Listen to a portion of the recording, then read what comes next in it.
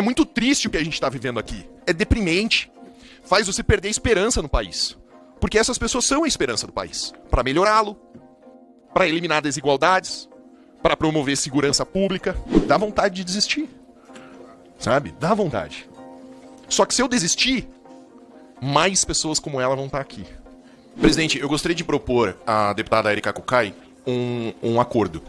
Se a deputada me responder, sem olhar no Google e sem consultar a assessoria, o que significa tornar um crime hediondo, eu voto a favor do projeto. A senhora poderia me responder? Encaminhamento, senhor presidente. É o acordo, presidente. Esse momento já é o momento de orientação de voto, deputado Paulo. Mas aí eu já resolvo, eu tiro todas as minhas obstruções. Encaminhamento, senhor. Eu removo todas as obstruções. A senhora consegue explicar? Pessoal, o que eu vou trazer para vocês aqui é um debate muito importante que se trata de incluir lá o LGBTcídio como um crime hediondo. Pois é, ato que foi feito, por exemplo, com o feminicídio. Agora querem incluir também o LGBTcídio. Essa proposta veio da esquerda, mas aí o deputado Paulo Bilinski, o delegado, vai dar uma aula, né, literalmente uma aula ali para a deputada da esquerda que não vai saber nem ao menos responder no que, na visão de que a gente tem ali, é justamente uma questão bem básica, né? Ela deveria responder as perguntas ali do deputado. Agora, se ela não sabia ou se ela não queria, é outra coisa. Vamos assistir juntos, então, do que nas palavras do deputado ali, o Paulo Bilinski, é um desrespeito com o brasileiro pagador de impostos. Trabalhei 5 anos no Departamento de Homicídios da Polícia Civil de São Paulo e tudo que o pastor Marcos Feliciano afirmou, né, sobre a motivação por trás das mortes do público LGBT e demais siglas, é totalmente verdadeiro, né? O que a gente verifica na realidade, né? O motivo do homicídio, ele, na maior parte das vezes, está relacionado com o relacionamento em si, e são, inclusive, as últimas notícias que a mídia traz sobre os relacionamentos. Então, a gente não tem no Brasil uma situação de perseguição real. Não existe um grupo dedicado à prática de crimes de homicídio contra pessoas LGBT por motivação do fato de o serem, né?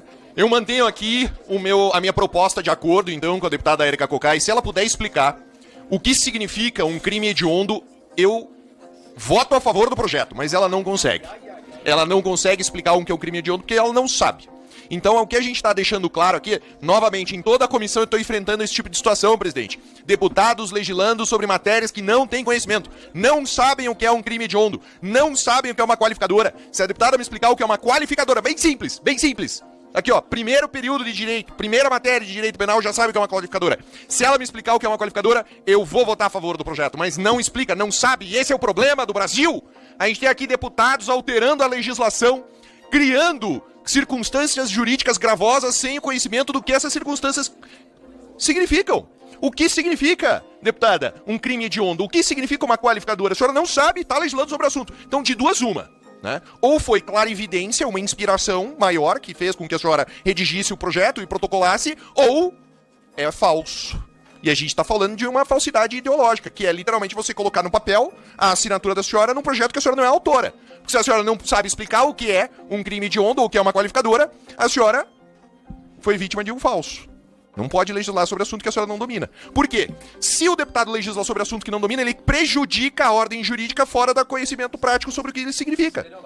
Se a gente pegar aqui qualquer estudante de direito, perguntar para ele o que é um crime hediondo e ele não souber responder, ele não pode exercer advocacia. Não pode defender o cliente dele. E eu desafio aqui vocês. Tem algum estudante de direito? Tem algum advogado? Explique o que é um crime hediondo. As pessoas não sabem e estão legislando sobre o assunto. Então é importante a gente discutir aqui com delegados de polícia, com advogados, com pessoas formadas em direito para explicar, olha, não dá para legislar sobre um assunto que você não domina, que você não sabe qual que é a implicação no ordenamento jurídico. E aí, vamos nos ater a legislar sobre aquilo que dominamos.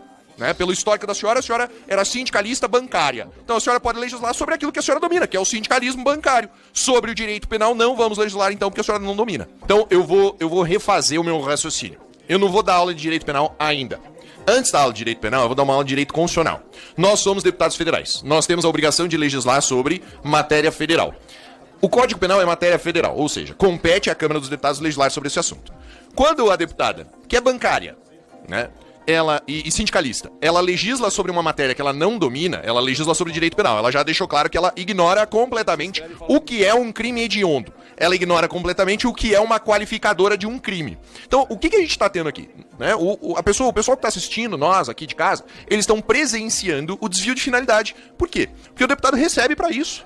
Nós ganhamos salário, né, para servir como legisladores. Então, se você está pagando uma pessoa para legislar sobre um assunto que ela não domina, quem que está legislando? Eu acho que tem um desvio de finalidade. Então, ou a deputada assinou um projeto que a assessoria escreveu, certo? E aí a gente está falando de utilizar o conteúdo intelectual de terceiro como seu, que não pode. Por quê? Porque a deputada que recebe para legislar não é a assessoria. Esse é o primeiro ponto. Segundo ponto, se a deputada, ela recebeu esse texto pronto de terceiros, né, e só assinou sem ler do que se trata e protocolou sem saber do que se trata, a gente está falando aqui de um desvio ainda maior, porque a gente tem que colocar em xeque todos os projetos da deputada, porque pode ser que em todos os anos de mandato ela tenha protocolado coisa que ela não sabe o que é. Agora, a deputada se nega a explicar porque ela ignora, ela não sabe, esse projeto é legítimo, ele não pode receber votação, ele não pode nem entrar na pauta. É errado, é um desrespeito ao brasileiro pagador de impostos que sustenta tudo isso aqui. Sustenta o cafezinho, sustenta o assessor, sustenta o deputado, a luz, o ar-condicionado. Vocês, brasileiros, estão sendo desrespeitados. Porque está aqui sendo votado um projeto ilegítimo, por incapacidade técnica da relatora. Ponto. Incapacidade técnica. Deus sabe, eu tenho 1 ano e meio de Câmara dos Deputados. Nunca relatei um projeto que eu não tivesse capacidade técnica para explorar e explicar. É questão de honestidade. É questão de ser honesto com quem votou em você. Se chega pra mim um projeto que eu não tenho capacidade, eu tenho que ter o diálogo com a presidente da comissão e falar, olha, eu não sei esse assunto e não vou estudar. Eu vou ignorar ele completamente. Essa é a realidade. É muito triste o que a gente está vivendo aqui. É deprimente. Faz você perder a esperança no país. Porque essas pessoas são a esperança do país. Para melhorá-lo, para eliminar desigualdades, para promover segurança pública. Essa é a esperança do país. Como é que a pessoa vai promover segurança pública se ela está legislando sobre um tema que ela desconhece, que ela não tem capacidade técnica para utilizar? Dá vontade de desistir. Sabe? Dá vontade. Só que se eu desistir, mais pessoas como ela vão estar aqui. E aí é pior. O que a gente tem que fazer é o contrário. A gente tem que identificar essas pessoas que não têm capacidade técnica, né? Deixar isso bem claro, para que elas sejam substituídas por pessoas que têm. Esse é o verdadeiro espírito da legislação. Você pertence ao poder legislativo, você deve legislar. Para isso você deve ter capacidade para tanto. Se houvesse um sistema no Brasil que permitisse julgar posteriormente, talvez fosse o caso de se julgar. Será que esse trabalho aqui está sendo feito do ponto de vista técnico correto? Não. Não está. Bom, pessoal, a questão é que a direita é minoria nessa Comissão de Direitos Humanos e Igualdades Raciais e, com isso, esse projeto acabou sendo aprovado, justamente pela maioria de votos da esquerda.